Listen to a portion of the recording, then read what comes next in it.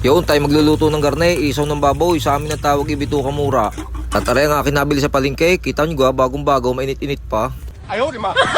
Ang sunod naman natin gagawin para masigurado nating hindi mapait ang bituka ay bubutasin natin. Kagaya niyan, pag ang laman niyan ay medyo maputi at parang gatas ay ayos yan. Pag kulay dilaw naman ang laman ay mapait yun. Kaya pagka kayo bumili sa palengke ay inyong patitingnan, inyong pahiwaan at palabasin nyo yung laman. At matapos kong hugasang mabuti ay ating pakukuluan na. Titimplahan muna natin ang dahon ng laurel, pamintang buo at saka asin. At syempre lalagyan din natin ng tubig. At diyan naman ay pakukuluan natin ng mga nasa 1 oras o higit pa. Habang nakasalang naman iyan ay din naman tayo magtitimpla ng sausawan. Ang ginawa kong sausawan dyan ay simple laang, sili, kalamansi, toyo at saka sibuyas laang. Pero kung gusto nyo ay suka ang sausawan ay masarap din iyon. Bago may sibuyas, sili at saka pipino ay digay ayos. Wow! Ang ating gagawin sa isaw ng baboy ay ipiprito lang natin. Ang sarap nung papakain. Gawin nyo rin are, ay masarap pulutan, pwede ring ulam. At makalipas ang mahigit 1 oras ay titingnan natin kung malambot na.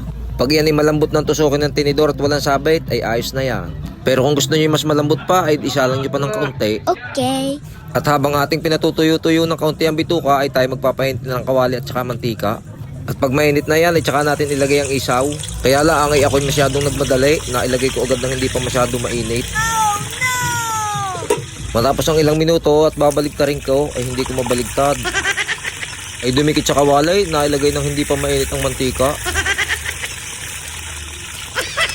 At iyon, nabaligtad ko din. Pagka kayo magluluto ng garne ay inyong paiinitin muna ng ayos ang mantika. At higit sa lahat kayo mag-iingat baka kayo matalsikan. At ari pang isa, dumikit din sa kawali. Sa mga gustong makapanghain ng garne, ilakad na kayo sa palengke kayo bumili din. Lutuin nyo rin ng papagarne.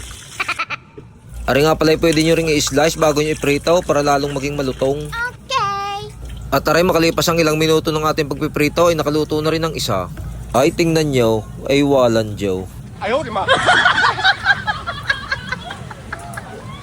At ang isa naman ay naiwan pa, ating lulutuin pa ng ayos.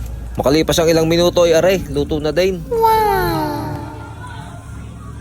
Kita nyo ga yan? Ay ay Ay siya paano, ating gagayatin muna aray, titingnan natin kung malutong.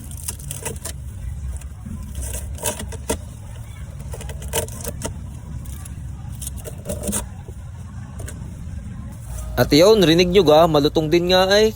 Ay paano, okay mangangain muna din ay dampot na rin kayo din ay. Ay kasarap din nga papakain. Ari nga lang ay pag nahanginan inakunat, pero pwede nyo ling iprito para lumutong uli. Huwag lang susobrahan ng prito at pagka nasobrahan inapait. Ay siya paano, hanggang dito na lang ang bidyong ito. Maraming salamat po lagi sa inyong panonood.